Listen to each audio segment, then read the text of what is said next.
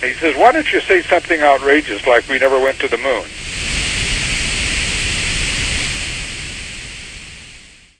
Do you agree with Mythbusters and Red Zero that it is impossible to bounce lasers off the moon's bare surface? I did a whole video in response to your claims about the Mythbusters episode and laser reflectors on the moon. Other people have done videos on it as well, and I'm sure you've seen countless comments that have told you all the same thing. Mythbusters never made any such claim. Oh, and don't worry. Unlike you, I have no need to quote mine. Now, for any viewer who might still be tempted to take anything you say at face value, here's what Mythbusters said. As expected, the lunar regolith, with its reflectivity index or albedo of approximately 8%, simply scatters the beam, and the sensors back here at the observatory detect no reflected light. Now I'm going to move to Apollo 15. Woohoo! Initiating laser on retroreflector from Apollo 15. And there's a spike beginning to stand out.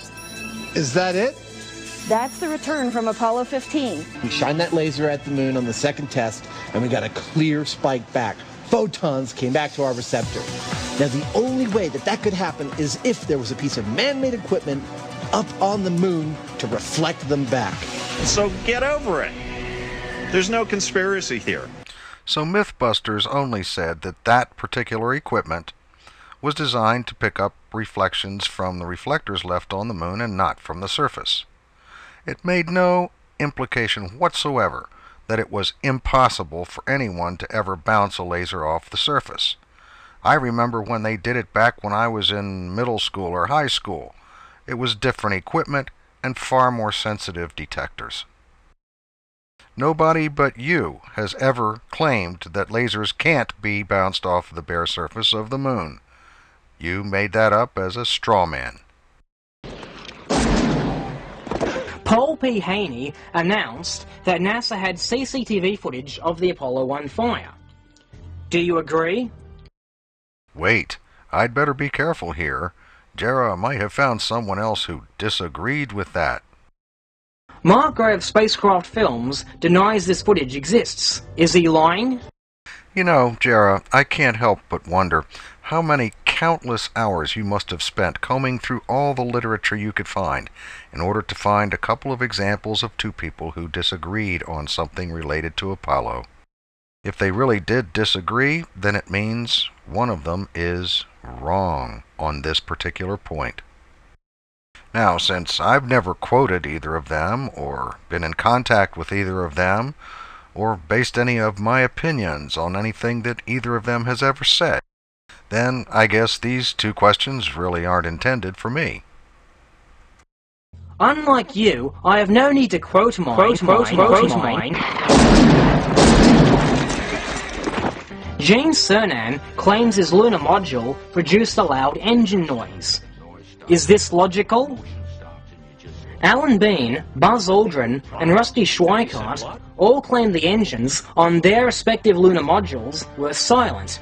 Is that true? Since by now it should be clear to just about anyone who's been watching this series, your tendency to quote mine, take people out of context, second guess, misrepresent, I'm not going to look this up. I'm not even going to try to answer it.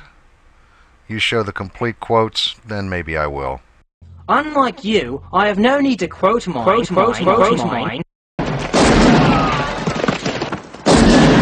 Was Frank Borman, the thermodynamics teacher, who must therefore have surely known about bomb calorimeters, being honest when he told Congress and the Senate that none of them were truly aware of the hazard of pure oxygen? I do not believe that Frank Borman was being completely honest when he made that statement. To tell the truth, I don't know why he made it. I think he would have been better off just admitting that they knew that the test was risky.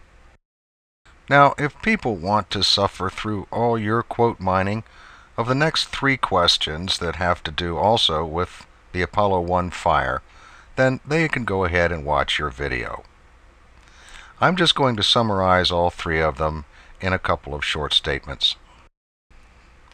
You have capitalized on the Apollo 1 fire in the same way that you exploited the Challenger explosion in order to elevate a fake moon missions theory into a murder conspiracy theory. Well, the bigger and juicier the conspiracy theory is, the more it inflates your ego, doesn't it? Apollo was an ambitious project. They were on a clock and a budget, and it was risky.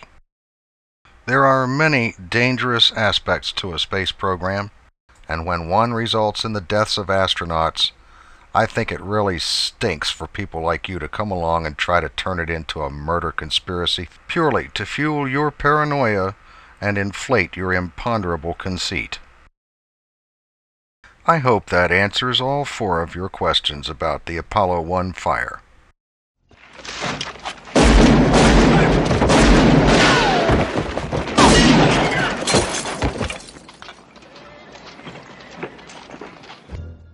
Jet Propulsion Lab's Dr. Q Zheng has stated that he believes the Chinese spacewalk videos were filmed in a swimming pool on Earth. Don't you agree that as a Jet Propulsion Lab engineer, he is an authority on this subject? Again, I could go try to dig up a lot of information on this guy, but I won't. Whatever qualifications Dr. Zheng may have, analysis of space videos is definitely not one of them. The claims made by Dr. Zheng and other hoaxers have been easily debunked, and I'm sure this is going to have a negative impact on his career. I'm also certain that JPL is not particularly happy with him, not because he voiced a contrary opinion, but because his arguments were unworthy of his professional and academic status. Well, there you go. Nothing off topic, nothing out of context. I didn't even ask whether or not you believe Steve Hair on the Negative Troy's alien moonbase theories. No more than I believe Ralph Hair on the Negative Renee's Sea Rock theory. Or if you buy into Edgar Mitchell's UFO claims.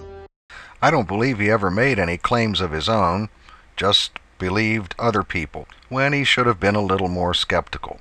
Well, just like you, and believing Bill Kaysing and Ralph Renee. Then ignoring the tons of evidence and rational arguments which completely refute their claims. These questions should be pretty easy to answer with a simple yes or no, and I'll be keeping record of all the propagandists who answer these questions. But if you give contradictory answers, or answers that contradict claims you've previously made, you'd better be ready to offer explanation.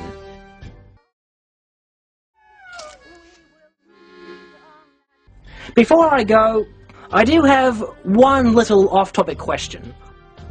I wasn't even going to bring this up, but because Astrobrand and others have made such a huge fuss over it, I may as well ask it. According to a UN report on displaced persons, 12 million people were displaced in Africa during 2006. Based on your understanding of displacement, does this mean 12 million people fled their homes? Or could it mean one person got displaced 12 million times?